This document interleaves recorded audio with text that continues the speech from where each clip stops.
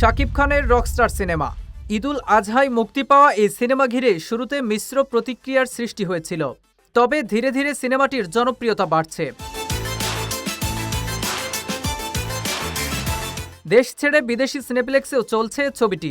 ভিন্ন রকম এক গল্প নিয়ে নির্মিত এই সিনেমা নিয়ে শুরুতে ব্যাপক সমালোচনা হলেও যতই দিন যাচ্ছে ততই দর্শক বাড়ছে সিনেমা হলগুলোতে।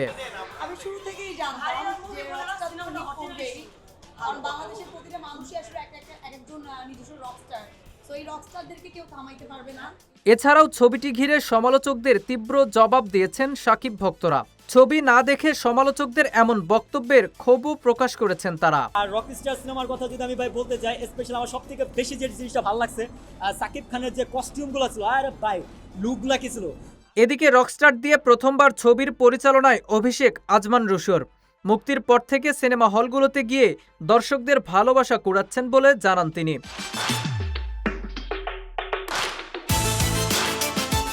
শুধু তাই নয়, আগামীতে দর্শকদের আরও সুন্দর সুন্দর সিনেমা উপহার দেওয়ার কথাও বলেন এই নির্মাতা।